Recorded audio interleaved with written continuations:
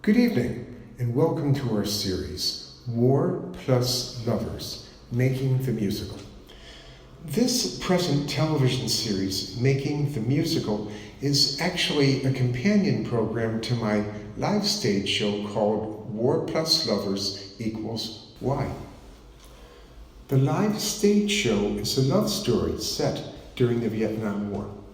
The live play is semi-autobiographical, based on my experiences as a young kid growing up in the 60s, and research I've done on the Vietnam War. So this present television series is all about the various machinations that go into developing an original Broadway play from the ground up.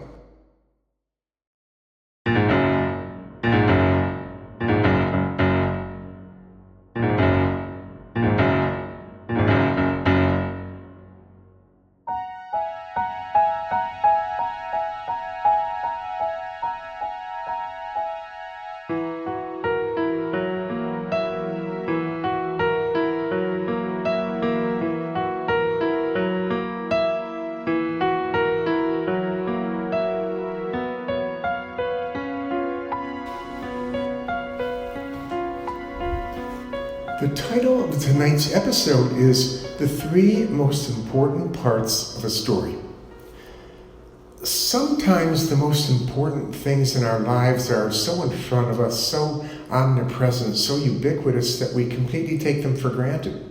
Sometimes when I leave my apartment, I'm walking down the stairs and I ask myself, James, did you close the door on your way out? And of course I did, but I did it without thinking, and I had no memory of it. And sometimes really important things, we just completely take them for granted and almost forget about them. And the premise of tonight's story is a bit like that. The three most important parts of the story are the beginning, the middle, and the end. Now, someone might say, James, that's a little bit ridiculous, isn't it? All stories have a beginning, a middle, and an end. Well, yes, they do, but very few stories have a great beginning, a great middle, and a great end. In fact, some wonderful stories don't really have an ending at all. They just kind of stop. And they're still great stories, but would they be a better story if they had a great ending? Well, yeah. So what exactly is a great ending?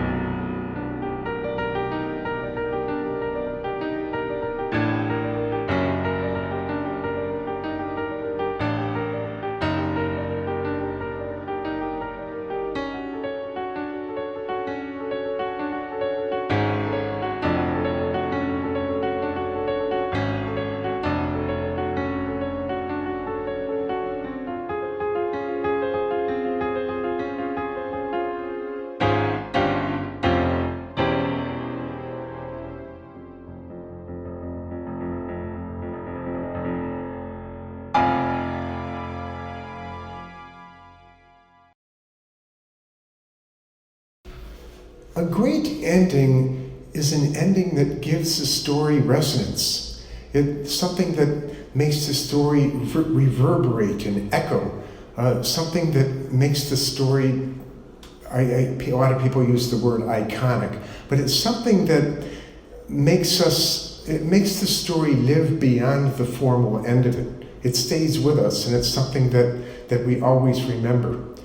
And some really great stories, they're wonderful stories, but then they just stop, and there's nothing really about the ending. We might remember the story as such, but if it's a really long story, you know, sometimes you need a specific thing to focus on to remind you of that story. And it can be an image, it can be a line of dialogue, sometimes it can be a piece of music, sometimes it can just be an overriding theme of a story.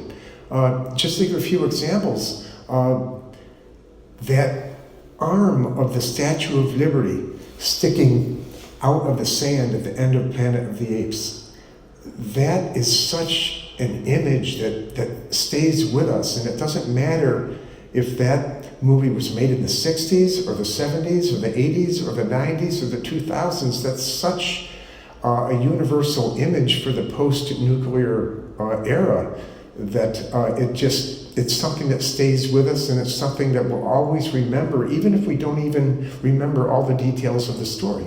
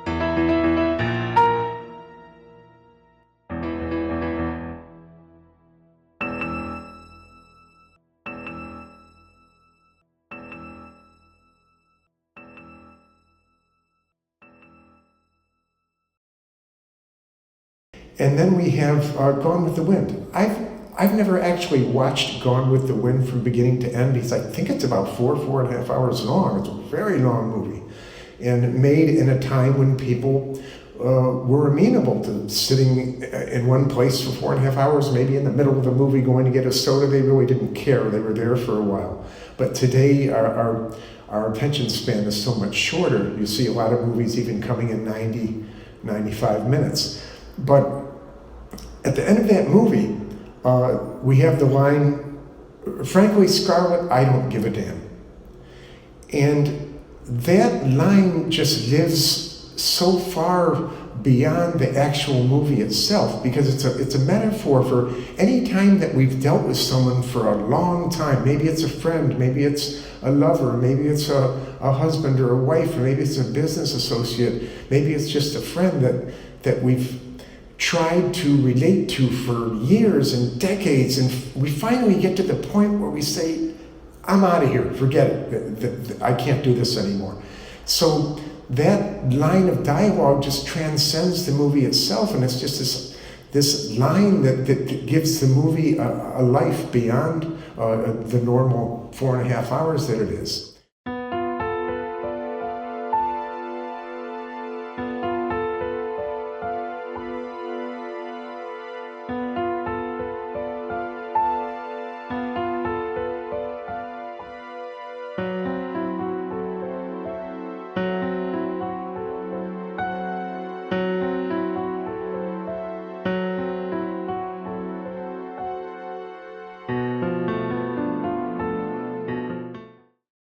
And then sometimes it's a piece of music. Sometimes a piece of music will go out throughout the movie, but in The Godfather, when we hear that la la la la la la la la la la la la, and then when we hear that, we think of family, we think of friendship, we think of alliances, we think of a lot of things besides just, gangsters and the mafia.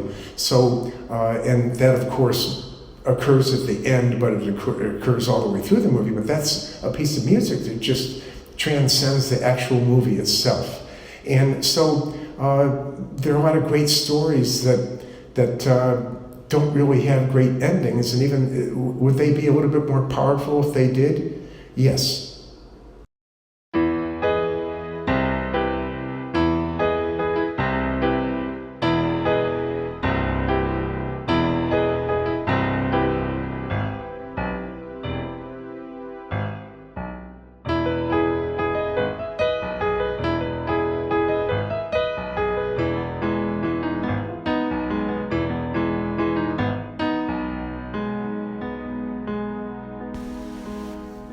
I decided to become an artist when I was 20 years old, so that was a few moons ago. And one of the first things that I learned was that I probably wasn't going to be able to make very much money right away. I started to think of myself as something of a generalist. When you're representing yourself, though, you can only hyphenate yourself so many times before it becomes a little overbearing.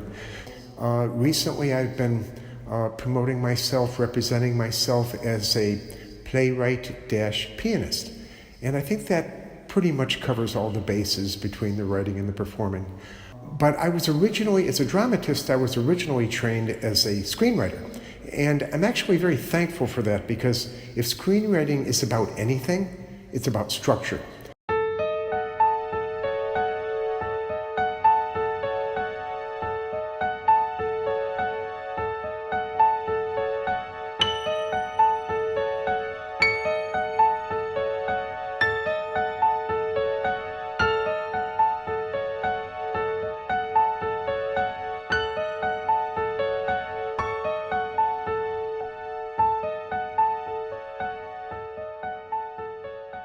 And the reason for that is, as a screenwriter, you've got to follow a lot of rules, because you are not the one that's going to be making the finished film.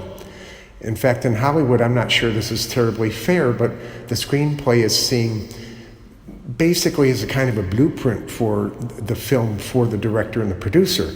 So they give you a lot of rules to follow, and that's just the way it works on a business level.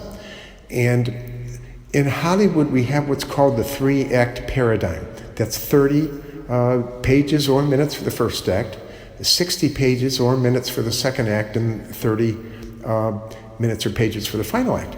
And most people in Hollywood would agree that by far the most difficult part of the paradigm is that second act, that 60-minute second act. And it's so difficult that sometimes you'll even see movies coming in about 90 or 95 minutes instead of the 120, because it's one way of approaching the difficulty of maintaining interest during the second act. So if you can conquer the second act, you've got a good story. And that's why sometimes you can have a great story, a great movie, and maybe not that great of an ending because you've conquered that second act. So the second act is what's going to give you a good story. But the first act is what's going to get people to watch your movie in the first place.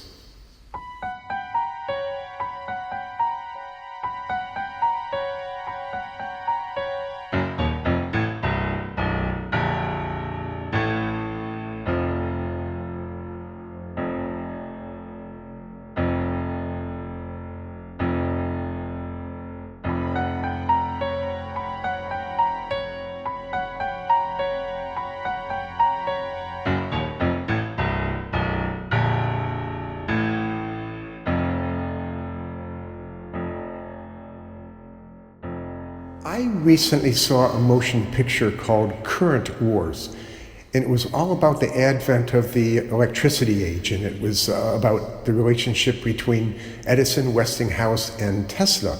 And it was absolutely fascinating, because I actually worked, when I was in college, I worked at a laboratory called the Thomas Alva Edison Re-Recording Library when we were re-recording old Edison cylinders. And it's just amazing all the behind-the-scenes things that I didn't know about Edison. And Edison was sort of like one of the original technology cult of personality type guys. He was very, very famous and very, very popular. And he had a saying once, and it was invention is 1% inspiration and 99% perspiration. And that may not be, there might be a little bit more inspiration involved in that, but that second act is really, that's your perspiration part, but that first act, that's all about inspiration.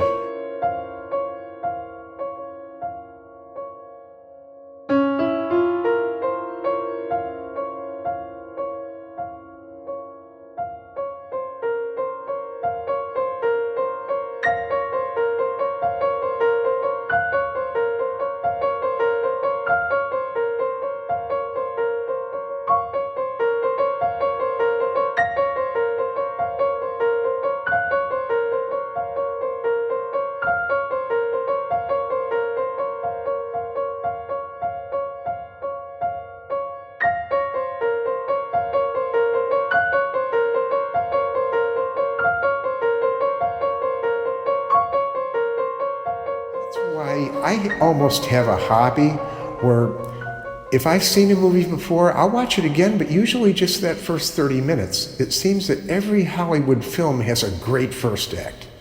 And I can watch the first act from movies over and over and over, but right about the time the second act comes on, I usually turn the channel. And sometimes I'll be working on my computer and watching a movie that I've seen before, so that way I can come and go and I already know what's going to happen. But I always love watching that first act, because that first act is, that's the act that's come out of inspiration.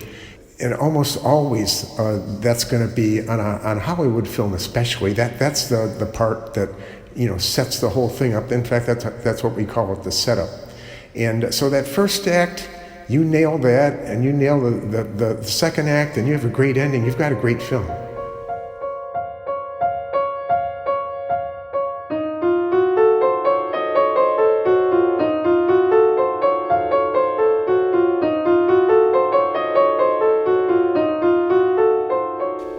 One more thing that I'd like to mention, which segues into how does this all relate to my play, War plus Lovers equals Y. And it's what I call time lapse.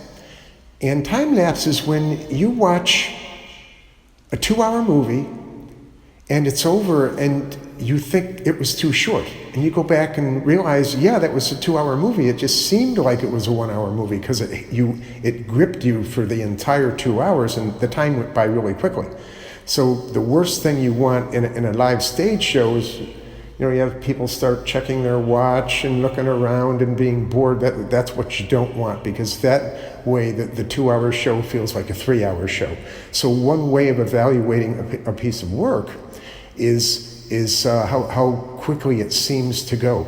And with my show, I've done well with that. In fact, one of the problems that I've done about 60 performances, and each one has been a little bit different. It's the same basic story, but the narrative, the way it's done and the way it's acted, and where the music is placed and what music is used, it's always changing just a little bit. And the one thing that's gone well is I have this situation where people at the end, they're sitting in their chairs and it's almost like they didn't realize it was over yet. And that's good in a way, and it's also maybe not so good in a way, because what it means is maybe my ending needs a little bit of work.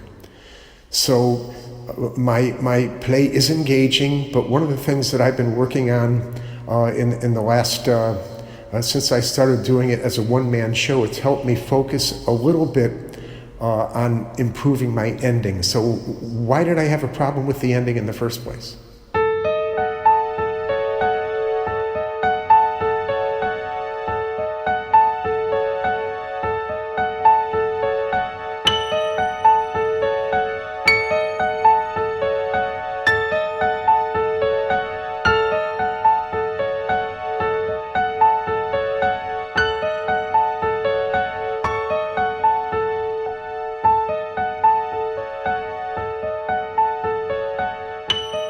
The problem that I have with my ending is actually due to the way the story begins. The story begins with a narrator in present day. And that presents a problem with the ending because somehow you got to get back to the present day or the story doesn't seem like it's finished. And initially I didn't worry about that too much because it's a prequel. My stage play is a prequel to one of my screenplays, so I didn't feel it needed to have that close the door type ending, but actually all stories need a good ending, and it doesn't really matter if it's a prequel or a sequel or anything. You always want to have a good ending. You always want to have something that gives it a little bit more resonance, even if it already has a little bit of resonance.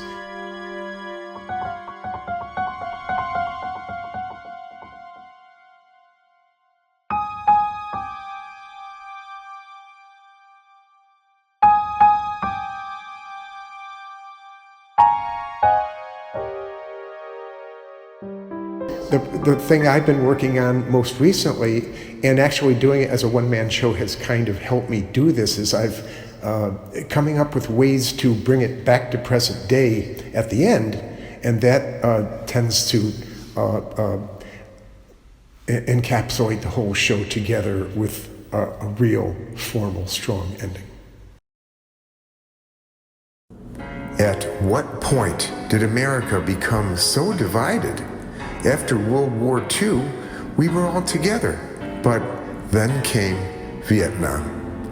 Let me tell you a story about the time the people of Camelot began to fight among themselves. One piano, two lovers, three armies, one Vietnam.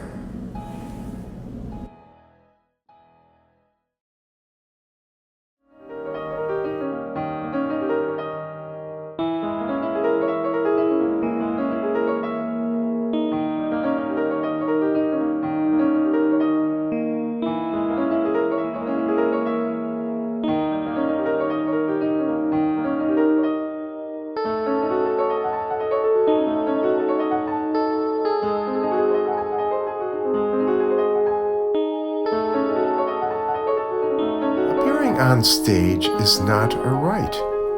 It is a privilege.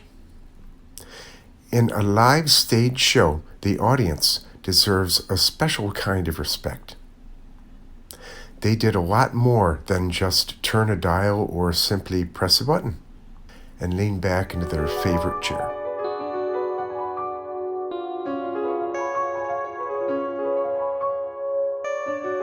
The story of MNN, Manhattan Neighborhood Network. In the 1980s, the cable companies required upgraded infrastructure for expansion. Some kind of reciprocation was desired before permission was granted. It was agreed that in return for permission to expand infrastructure, a certain number of channels would be set aside for community broadcasting. In addition to the channels, state-of-the-art broadcast facilities would be constructed to produce shows for these new channels.